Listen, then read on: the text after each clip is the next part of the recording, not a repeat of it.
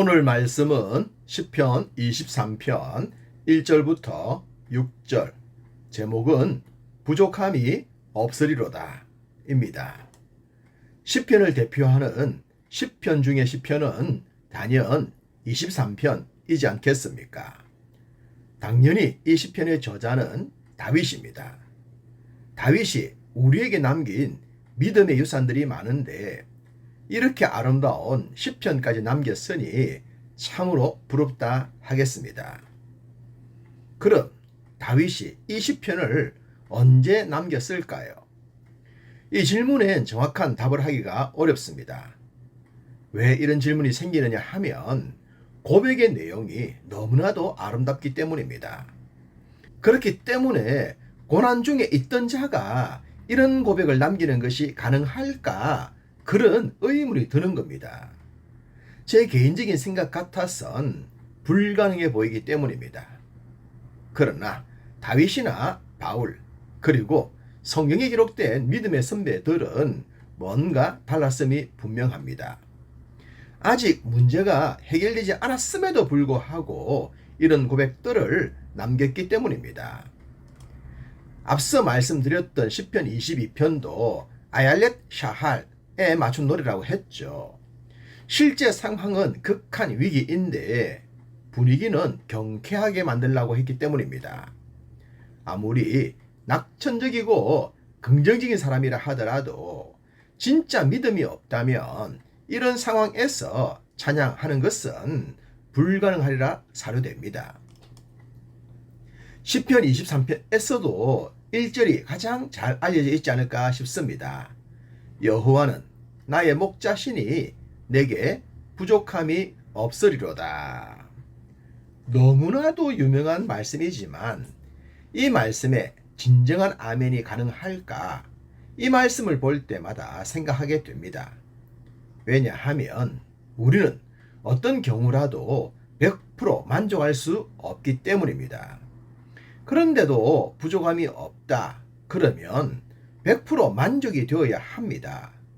분명히 부족함이 있는데도 어떻게 부족함이 없다고 할 수 있을까요? 그런 관점에서 이 말씀을 보면 과연 가능할까 하는 생각이 들죠. 더더구나 다윗의 상황을 생각해 보면 더더욱 그런 생각이 듭니다. 다윗은 요나단을 향해 나와 죽음 사이는 한 걸음 사이라고 했습니다. 그 정도로 열악했는데 과연 부족함이 없다는 것을 이해할 수 있을까요? 그래서 앞서 이 고백이 고난 중이었을까?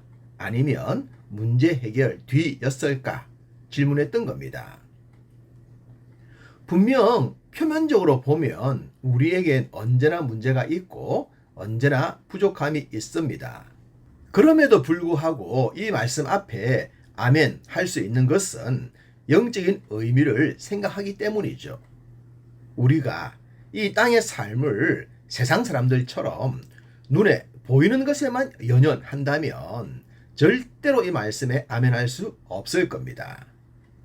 바울의 고백처럼 내가 궁핍함으로 말하는 것이 아니라 어떠한 형편에든지 나는 자족하기를 배웠다는 그 고백처럼 우리에겐 자족의 믿음이 있기 때문입니다.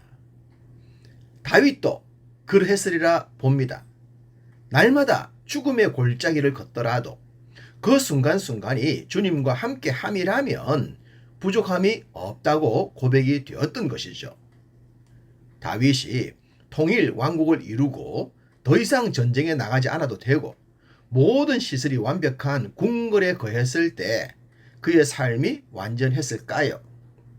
오히려 그때에 밧세바 사건이 터졌죠.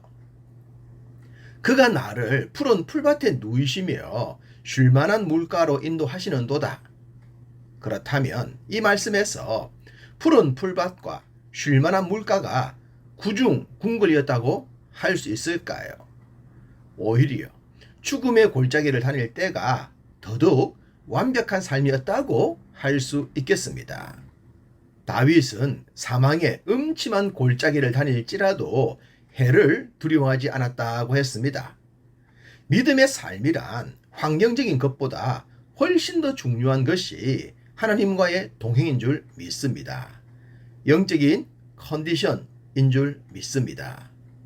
다윗은 위태위태한 상황 속에서도 오히려 하나님과 더 깊어졌고 그런 상태에서 임마누엘의 큰 은혜를 경험했습니다. 그러니 우리의 지향하는 바가 육적인 것이 아니라 영적인 것에 집중되기를 소망합니다. 내가 여호와의 집에 영원히 거하리로다. 이 고백이야말로 믿는 자들의 참된 고백이 되어야 할 줄로 믿습니다.